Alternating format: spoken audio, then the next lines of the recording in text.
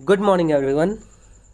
उम्मीद है आप सभी लोग घर पे होंगे और मम्मी पापा की बातें ज़रूर मान रहे होंगे। और अगर कोई भी एक्टिविटी कर रहे होंगे तो इंडोर एक्टिविटीज़ ही ज़्यादातर आप कर रहे होंगे। कल हमने टूथ डिके के बारे में बहुत ही अच्छे से समझा था। कल क्या, लास्ट लेक्चर में। ठीक है, तो उसमें हमारी सारी चीज़ें क्लियर हो गई थी कि क्यों टूथ डिके होता है, उसके पीछे रीजंस क्या क्या है और उससे बचने के लिए हमें क्या करना चाहिए।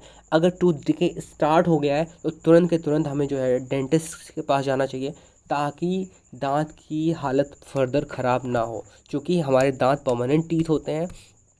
आपकी उम्र तक आते आते आई होप अभी तक तो आपका दांत सारे के सारे परमानेंट आ ही गए होंगे।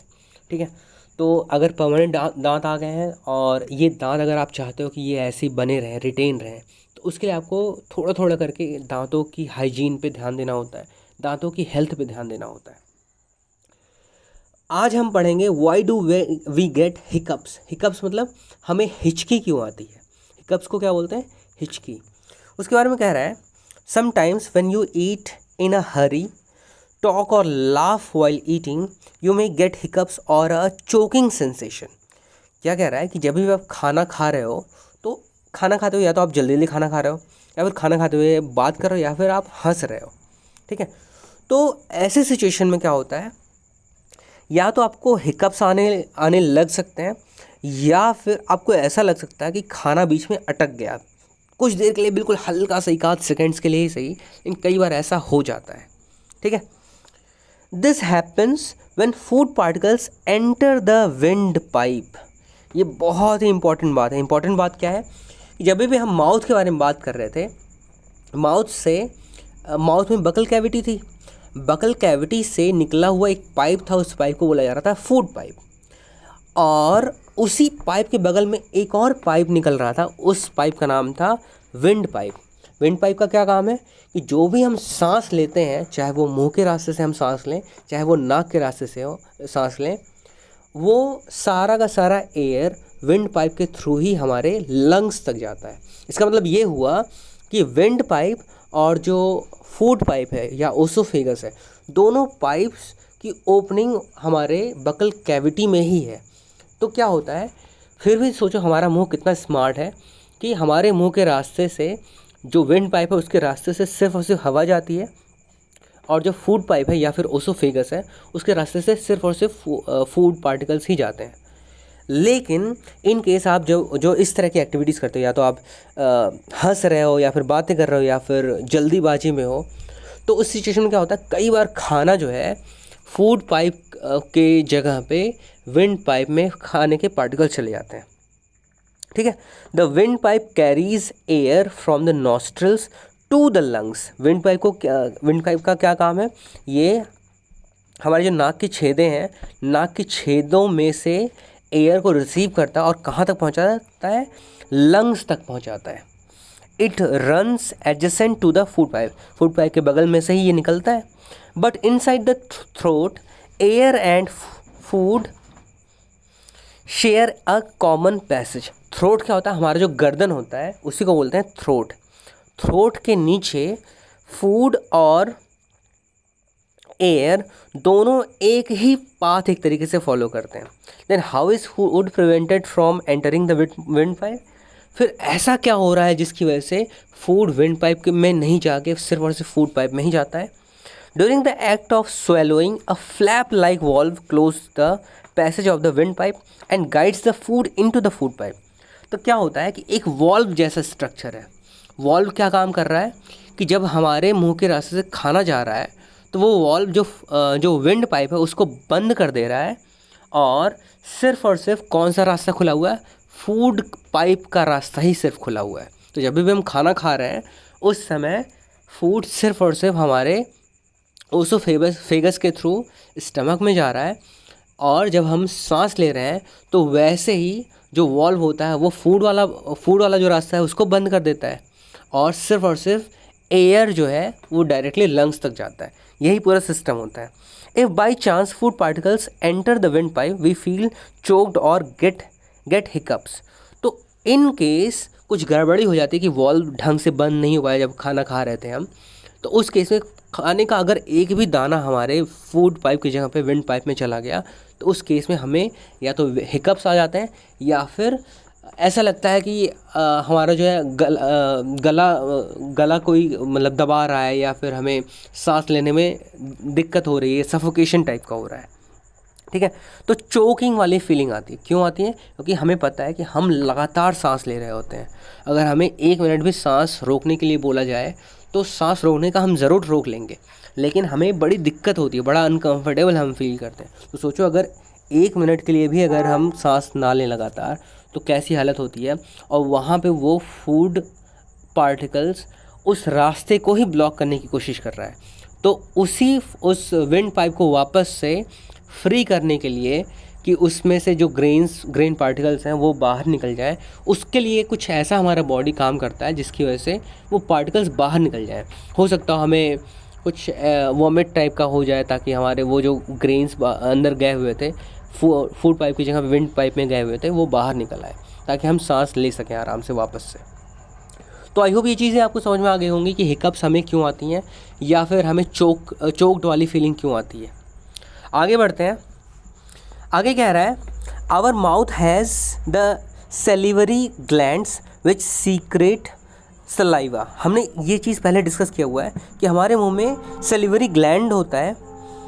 हमारे बॉडी में कुछ ग्लैंड्स होते हैं, जिन ग्लैंड्स का काम क्या होता है कि वो ऐसे कुछ जूसेस सीक्रेट करते हैं जिसकी वजह से खाने को डाइजेस्ट करने में हेल्प हो सके।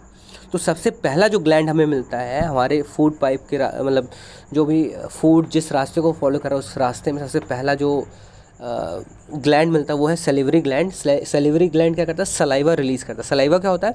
हमारे मुंह में वो जो पानी आता है उसी पानी को बोलते हैं सलाइवा। ठीक है, अभी सलाइवा आ कहाँ से रहा है? एक ग्लैंड है, एक थैली जैसा कुछ स्ट्रक्चर है, उसी थैली में से ही पानी रिलीज़ होता रहता है टाइम टू टाइम। क्यों रिलीज़ होता है? ताकि हमारा फूड जो है बड़े आसानी से स्मूथली स्टमक तक जा सके। अब आप खुद सोचो, अगर मान लो आपको एक पाइप के थ्रू कुछ आपको भेजना है, ठीक है, कुछ सब्सटेंसेस भेजने हैं, और वो अगर मान लो दो आपके पास ऑप्शंस हैं, दो तरीके से आप उसको भेज सकते हो। या तो उसको वैसे ही आप छोड़ दो, तो उसके बाद से आपको पीछे से डंडा मार मार के उस पाइप के थ्रू जो है आपको बाहर निकालना पड़ेगा उस चीज़ को। या फिर दूसरा तरीका ये है कि जिस सामान को आपको उस पाइप के थ्रू डालना था उस सामान के ऊपर ग्रीस टाइप का कुछ लगा दो या ऑयल टाइप का कुछ लगा दो, तो ऑयल पाइप के अंदर फिसलेगा और बड़े आसानी से आपका वो जो मटेरियल था पाइप के थ्रू आपको ट्रांसफ़र करना था वो बड़ी आसानी से ट्रांसफ़र हो जाएगा।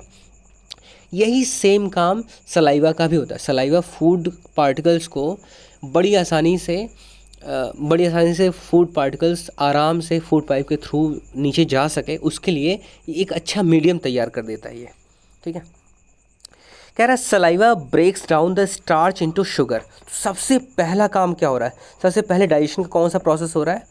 स्टार्च को शुगर में बदलने का काम हो रहा है। स्टार्च कहाँ पे मिलता है? चावल। ठीक है, चावल को अगर धुला जाए तो चावल का जो पानी होता है उसमें कुछ वाइट सा होता है, वही स्टार्च है। और हमने ये भी पढ़ा हुआ है कि शुगर का काम क्या है? शुगर क्या है? एक तरीके का कार्बोहाइड्रेट है।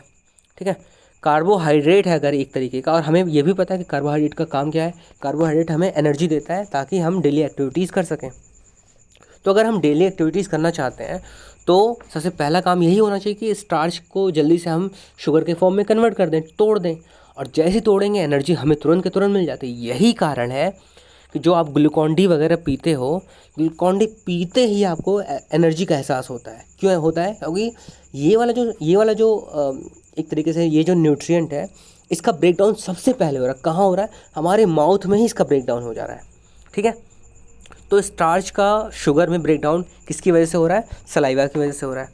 आगे, the tongue is a fleshy muscular organ attached at the back to the floor of the buccal cavity. तो क्या कह रहा है? जो टंग है हमारा वो एक फ्लैश मतलब होता है मांस जैसा मस्कुलर ऑर्गन है which is attach to the back of the floor of the buccal cavity. हमारे बकल कैविटी के सबसे पीछे वाला हिस्सा है, वहाँ पे नीचे वाले हिस्से से हमारा टंग जुड़ा हुआ होता है। It is free at the front end can be moved in all direction. ये जो टंग होता है वो सामने से फ्री होता है, आगे से फ्री होता है, और ये किसी भी डायरेक्शन में मूव कर सकता है, आगे पीछे ऊपर नीचे किसी भी डायरेक्शन में मूव कर सकता है। We use our tongue for talking.